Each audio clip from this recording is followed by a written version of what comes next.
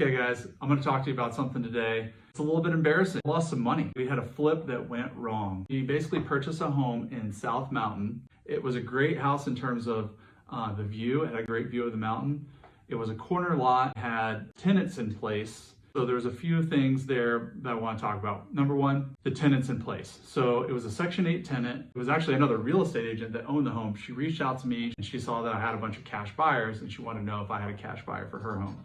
So we ran the numbers on it and we were able to purchase the home for $395,000, thinking that we could get around $515,000 for it after putting in about $80,000. So a little bit of margin there. Here's the things that killed this deal. So she didn't want the tenants to have to leave before we closed the transaction. So we closed the transaction and so we became the owners of the home, and then we were working to serve the tenants their notice to evacuate the property. So we gave them a 30-day notice.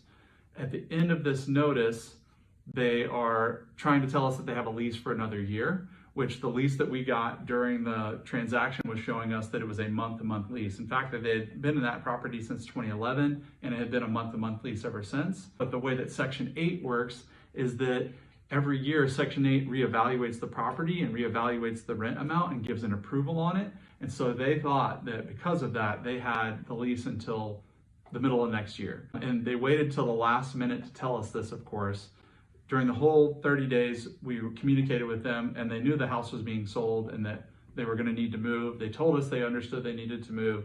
And then it came to the final walkthrough on the last day and all their stuff was still at the house and they're saying that they have a different lease. So it became a little bit of a hairy situation that we learned a lot about on how to, work with Section 8 tenants. I was actually concerned for them because we were gonna have to move forward with the eviction process.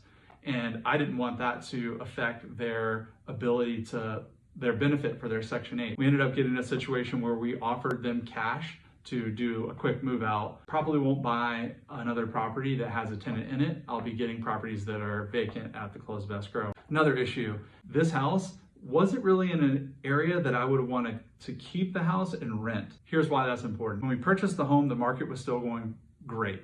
Gangbusters up and to the right. So then 30 days goes by, then we got the time for the renovation, and by the end of it, we see that the market has started to turn, which happened pretty quickly here in Arizona. Backup plan being keeping it as a rental. I wasn't as excited about that as just getting rid of it. I was in this with a couple of partners and we determined that instead of changing out from hard money and refinancing it into a regular loan, that it would just be better for us to sell and get rid of the property, even though it was at a loss, than to hold it as a rental. If it would have been in a different area, say Scottsdale, Tempe, Gilbert, Chandler, I probably would have wanted to keep it and add it to my rental portfolio, but because of its location, I wasn't as wild about that. In the future, I'll be making sure that when I purchase a home to fix and flip, that the backup plan being as a hold and rent, that we're gonna buy them in places that we want. Lastly is over improvements on the property. So we ended up putting about $80,000 into the home, and then a bunch of that was sweat equity. So we were actually over there ourselves, adding rock to the yard, doing all these kind of cosmetic things.